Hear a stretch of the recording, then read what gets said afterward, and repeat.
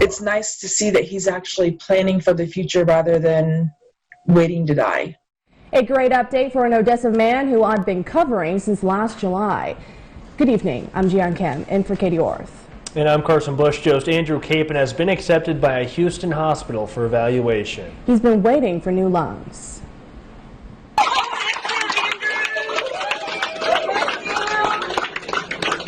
These people are Andrew's family. That's been his entire world for the last several months. They've taken wonderful care of him, and now he's saying goodbye. It was a bittersweet night at Brooke Army Medical Center. A nurse there personally wrote to Andrew's family. We are all praying for Andrew. I was one of his first nurses and glad to be one of his last here at FAMC. Today was an emotional day for all of us. After 6 months of battling complications with COVID-19, Andrew Capen is finally moving on. They called and said that they'd accepted him for an eval. Then there was no bed. So we've been waiting. And yesterday afternoon, Andrew called and said, "There's a bed." They took him last night. For the family, it's an answered prayer.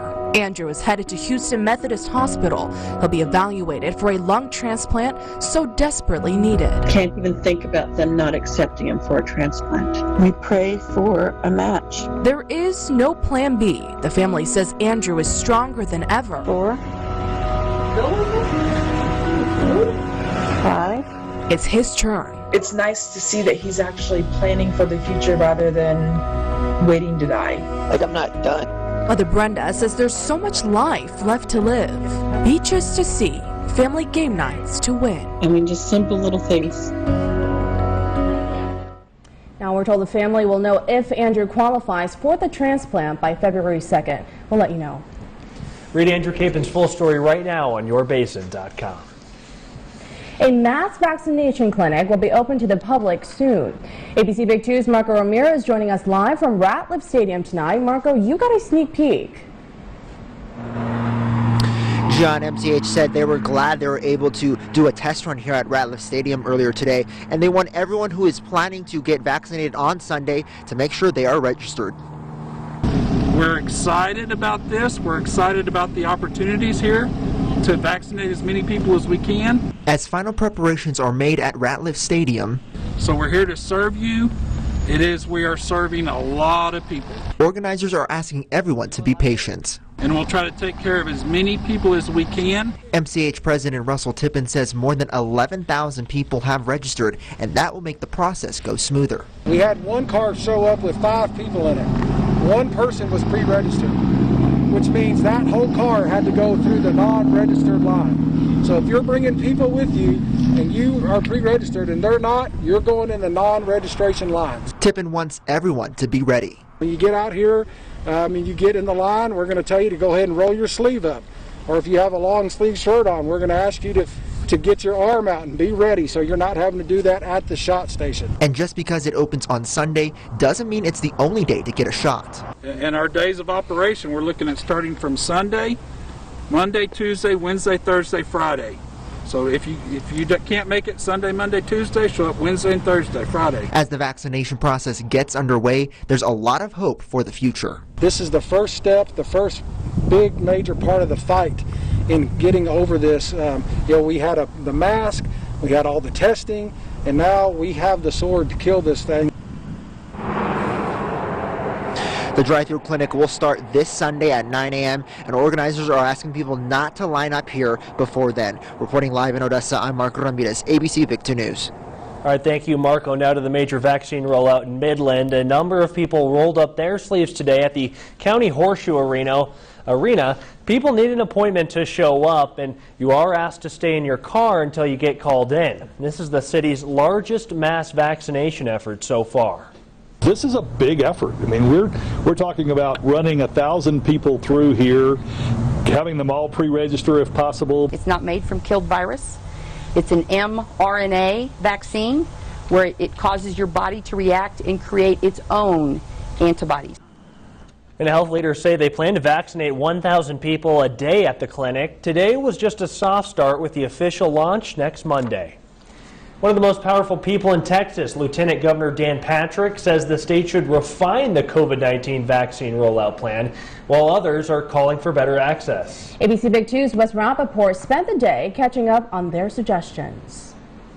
It's pretty darn scary. A lot of people have passed away. Robert in Longview is worried about catching coronavirus. Trying to get a COVID-19 vaccine is proving tough for this East Texan. We should be able to get it. Texas Lieutenant Governor Dan Patrick suggests shifting perceptions. He wrote to the state group making rollout recommendations, saying he wants the state to create some subgroups within the 1B priority group. That way, more than 4 million Texans with chronic conditions don't all expect to get vaccinated at the same time.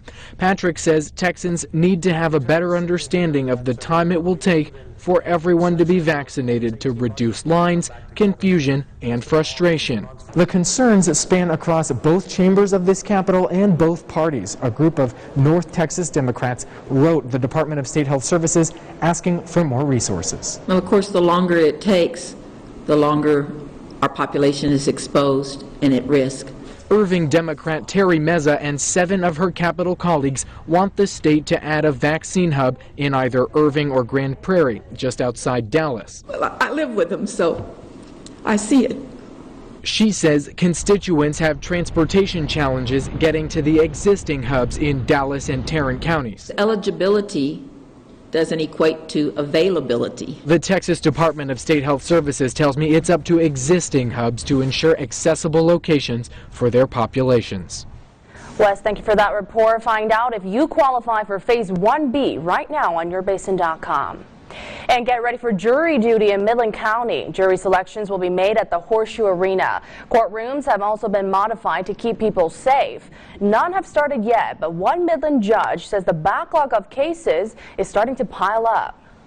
The folks in jail are the worst of the worst, and we really need to start holding trials, but we got to do what the state of Texas tells us to do. The state Supreme Court will decide when and where what we can do. If the crimes are just absolutely horrendous, they will schedule 1 or 2 per community to allow them to get that taken care of.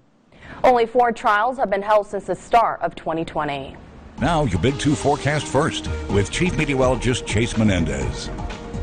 Well, Chase, we're looking forward to the weekend, basically. Oh, yeah. I know, and the sun came out just in time. I agree. Yeah, it's going to be a fantastic weekend. Good couple of sunny afternoons. In fact, we've got clear skies out there right now, or at least 4 now. I should put it like that. A lot of cloud cover coming in from the north and west right now, already starting to move into big spring part of the sky here in Odessa, Midland. We will see those clouds coming in sooner rather than later. And actually, coming along with that cloud cover is going to be some very dense fog. We'll see visibility dropping down to 0 miles here by the time we get to about midnight tonight. So be careful. The good news, though, temperatures are going to be in the 40s, so we're not going to see any freezing fog or anything like that, just regular fog, but it is going to be very, very thick. Now, humidity numbers are going to be topping out here, almost maxing out 98, 99% for a good couple hours for the overnight time into tomorrow morning. And I'll take a look at some of the effects of that humidity coming up. First, back to you, John.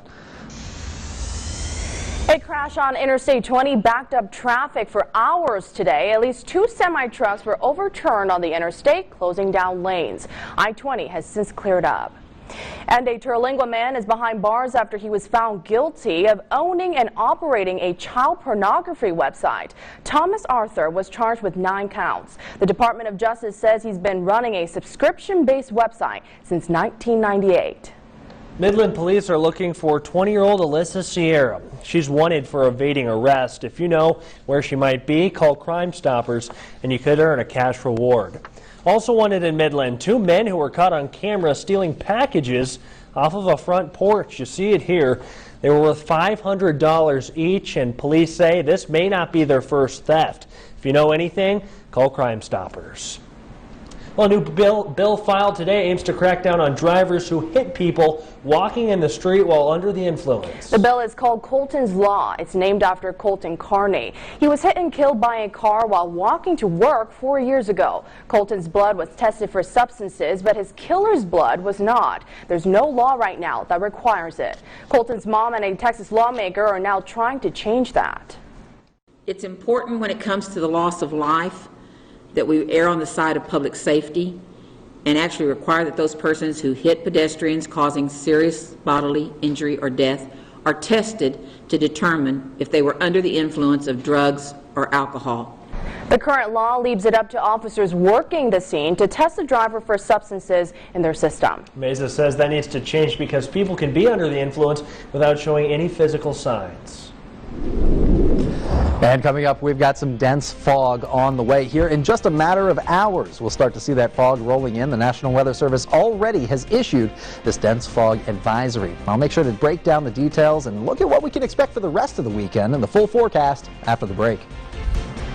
And are you feeling lucky? Well, the Mega Millions is now $1 billion. What you should do if you win big. Next. Odessa High School is looking for a new head coach. More on the petition to get Danny Servance off the team next. And as we head to break, a reminder that if you see news happening, share your videos and photos on social media with us. Make sure you use the hashtag ABC Big 2 News. If you haven't done it yet, follow us on Twitter, Facebook, and Instagram. We are ABC Big 2 News.